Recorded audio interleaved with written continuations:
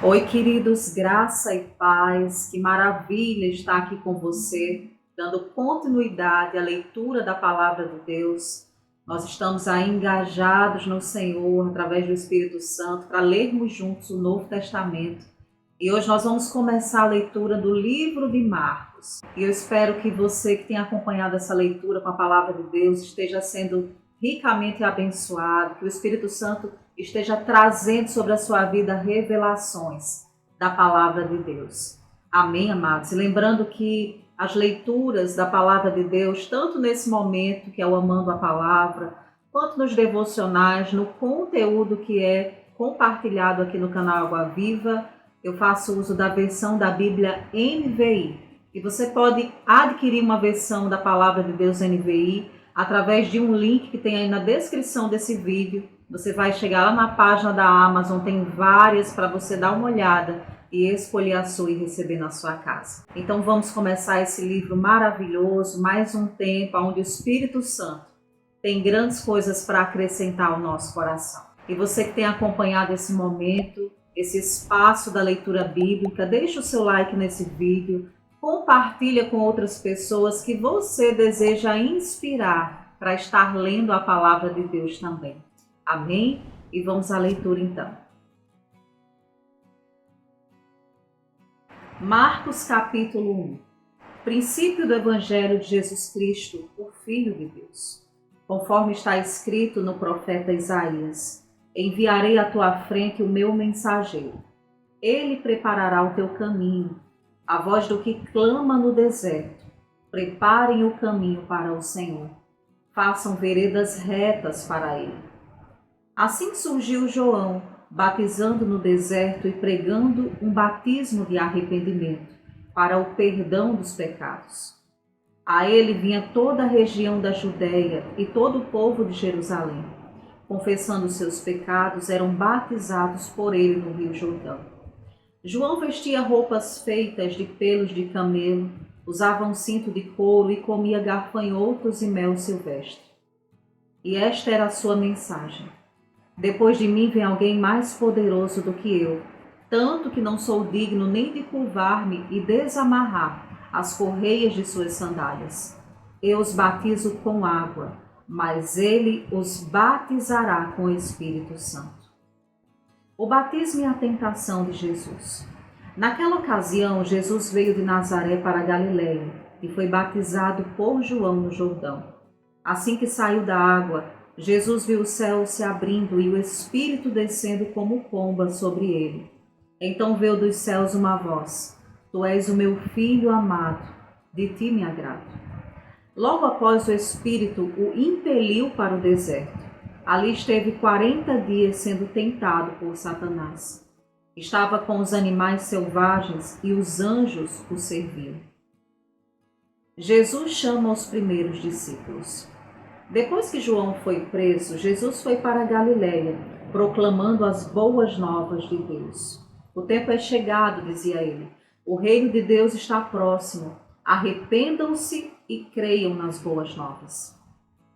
Andando à beira do mar da Galiléia, Jesus viu Simão e seu irmão André lançando as redes ao mar, pois eram pescadores. E disse Jesus: sigam-me, e eu os farei pescadores de homens.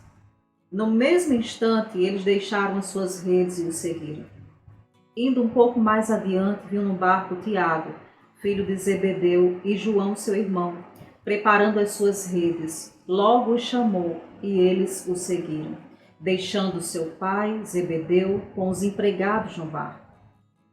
Jesus expulsa um espírito imundo.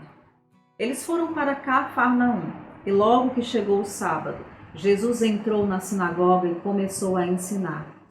Todos ficavam maravilhados com o seu ensino, porque ele ensinava como alguém que tem autoridade, e não como os mestres da lei. Justo naquele momento, na sinagoga, um homem possesso de um espírito imundo gritou: O que queres conosco, Jesus de Nazaré? Viestes para nos destruir? Sei quem és tu, o Santo de Deus. Cale-se e saia dele, repreendeu Jesus. O espírito imundo sacudiu o homem violentamente e saiu dele gritando. Todos ficaram tão admirados que perguntavam uns aos outros: o que é isto? Um novo ensino e com autoridade? Até os espíritos imundos ele dá ordens e eles lhe obedecem. As notícias ao seu respeito se espalhavam rapidamente por toda a região da Galileia. O poder de Jesus sobre os demônios e as doenças. Logo que saíram da sinagoga, foram com Tiago e João à casa de Simão e André. A sogra de Simão estava de cama, com febre, e falaram a respeito dela a Jesus.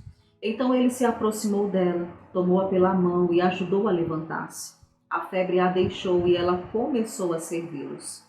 Ao anoitecer, depois do pôr do sol, o povo levou a Jesus todos os doentes e os endemoniados. Toda a cidade se reuniu à porta da casa. Jesus curou muitos que sofriam de várias doenças. Também expulsou muitos demônios. Não permitia, porém, que estes falassem, porque sabiam quem ele era. Jesus ora num lugar deserto. De madrugada, quando ainda estava escuro, Jesus levantou-se, saiu de casa e foi para um lugar deserto, onde ficou orando. Simão e seus companheiros foram procurá-lo, e ao encontrá-lo, disseram: todos estão te procurando. Jesus respondeu: vamos para o outro lugar, para os povoados vizinhos, para que também lá eu pregue. Foi para isso que eu vim. Então ele percorreu toda a Galileia, pregando nas sinagogas e expulsando os demônios. A cura de um leproso. Um leproso aproximou-se dele e suplicou-lhe de joelhos: se quiseres, pode purificar-me. Cheio de compaixão, Jesus estendeu a mão, tocou nele e disse: quero, seja purificado. Imediatamente a lepra o deixou e ele foi purificado. Em seguida, Jesus o despediu com uma severa advertência: olhe, não conte isso a ninguém, mas vá mostrar-se ao sacerdote e ofereça pela sua purificação e sacrifícios que Moisés ordenou, para que sirva de testemunho. Ele, porém, saiu e começou a tornar público o fato, espalhando a notícia. Por isso, Jesus não podia mais entrar publicamente em nenhuma cidade, mas ficava fora em lugares solitários. Todavia, assim mesmo vinha a ele gente de todas as partes.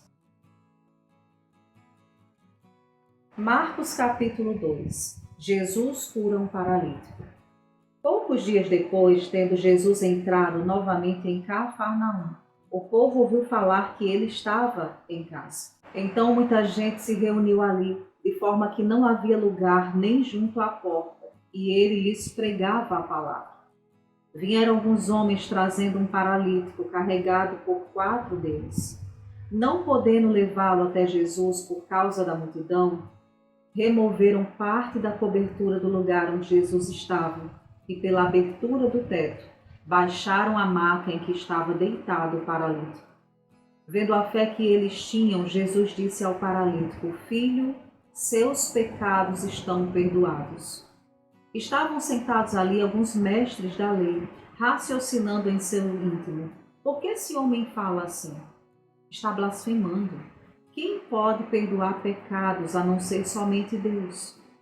Jesus percebeu logo em seu espírito que era isso que eles estavam pensando e lhes disse: por que vocês estão remoendo essas coisas em seu coração? Que é mais fácil dizer a um paralítico: os seus pecados estão perdoados, ou levanta-se, pega sua maca e ande. Mas, para que vocês saibam que o Filho do Homem tem na terra autoridade para perdoar pecados, disse ao paralítico: eu lhe digo, levanta-se, pegue a sua maca e vá para casa. Ele se levantou, pegou a maca e saiu à vista de todos, que, atônitos, glorificavam a Deus, dizendo: nunca vimos nada igual. O chamado de Levi. Jesus saiu outra vez para a beira-mar. Uma grande multidão aproximou-se e ele começou a ensiná-los. Passando por ali, viu Levi, filho de Alfeu, sentado na coletoria e disse-lhe: sigam-me. Levi levantou-se e o seguiu.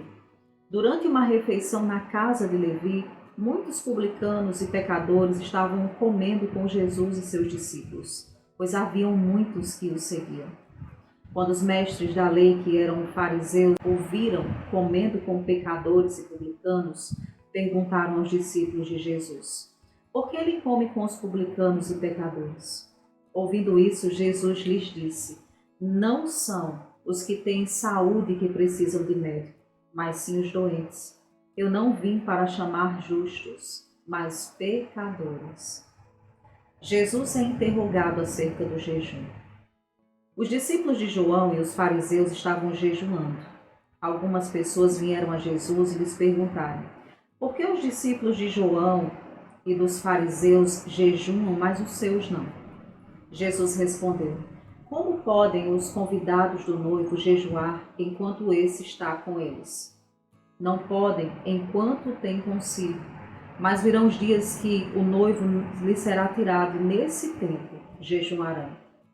Ninguém põe remendo de pano novo em roupa velha, pois o remendo forçará a roupa, tornando pior o rasgo.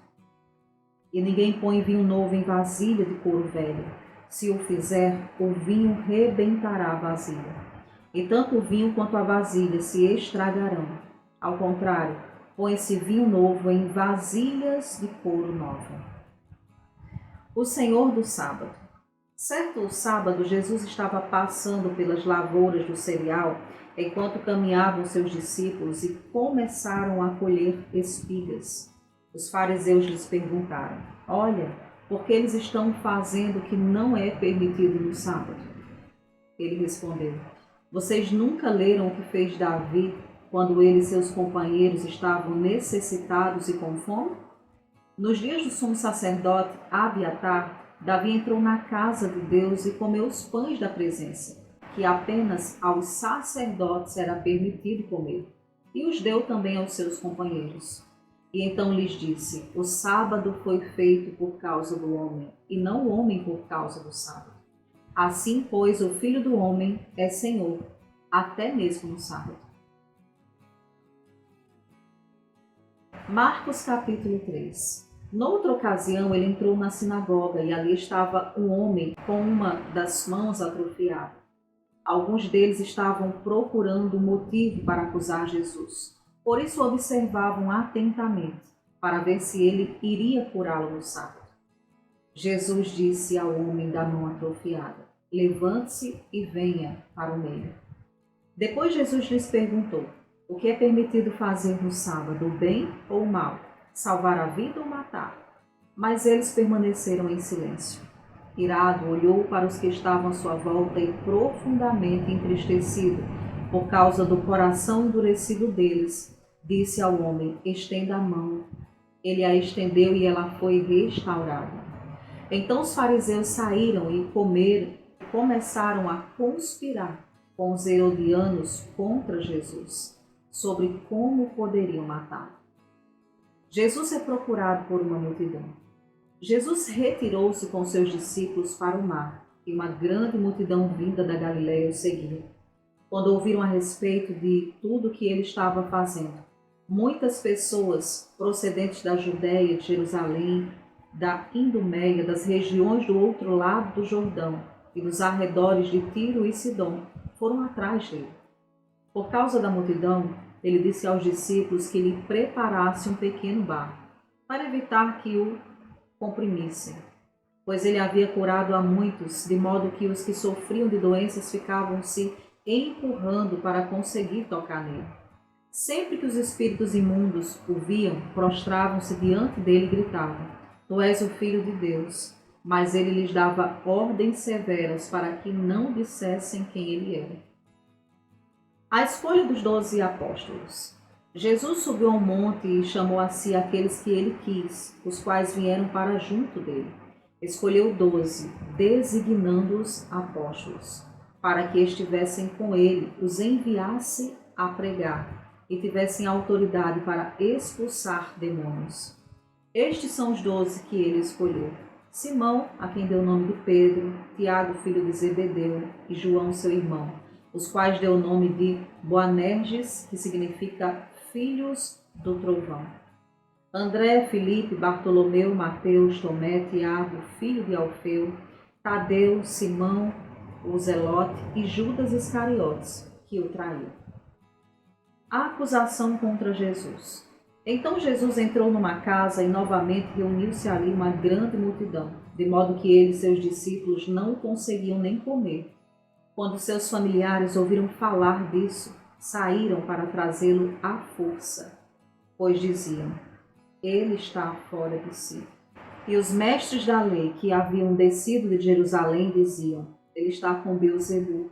Pelo príncipe dos demônios é que ele expulsa os demônios. Então Jesus os chamou e lhes falou por parábolas. Como pode Satanás expulsar Satanás? Se um reino estiver dividido contra si mesmo, não poderá subsistir. Se uma casa estiver dividida contra si mesma, também não poderá subsistir. E se Satanás se opuser a si mesmo e estiver dividido, não poderá subsistir. Chegou o seu fim. De fato, ninguém pode entrar na casa do homem forte e levar dali os seus bens, sem que antes o amarre. Só então poderá roubar a casa dele. Eu lhes asseguro que todos os pecados e blasfêmias dos homens lhes serão perdoados. Mas quem blasfemar contra o Espírito Santo nunca terá perdão. É culpado de pecado eterno. Jesus falou isso porque eles estavam dizendo: ele está com o espírito imundo. A mãe e os irmãos de Jesus. Então chegaram a mãe e os irmãos de Jesus, ficando do lado de fora, mandaram alguém chamá-lo. Havia muita gente assentada ao seu redor e lhes disseram: tua mãe e teus irmãos estão lá fora te procurando. Quem é minha mãe e quem são os meus irmãos? Perguntou ele. Então olhou para os que estavam assentados ao seu redor e disse: aqui estão minha mãe e meus irmãos. Quem faz a vontade de Deus, este é o meu irmão, minha mãe e minha irmã. Glória a Deus. E chegamos, queridos, ao final desses 3 primeiros capítulos do Evangelho de Marcos. Eu espero, e essa é a minha oração, que você esteja sendo abençoado, abençoada por esse tempo. Então não esquece de compartilhar, nos ajuda a espalhar as boas novas de Cristo Jesus. E se você deseja oração para algo que esteja enfrentando e crê no poder da intercessão, escreve abaixo nos comentários. Todos os dias nós estamos aqui intercedendo pelos pedidos que são postados em todos os conteúdos aqui no canal. Amém? Deus ele tem se movido grandemente e eu creio na intervenção do Senhor sobre a sua vida também, em nome de Jesus. Que você tenha aí um momento maravilhoso com a leitura da Palavra de Deus, com a meditação no teu coração. E nos encontramos aqui no próximo momento. Lembrando para você que chegou aqui através da leitura da palavra, todos os dias nós estamos aqui no canal Água Viva com devocionais, com conteúdo de oração, com séries. Então fica para orar. Você é muito bem-vindo a essa família. Amém? Um forte abraço. Eu amo vocês no amor de Cristo e até o próximo vídeo.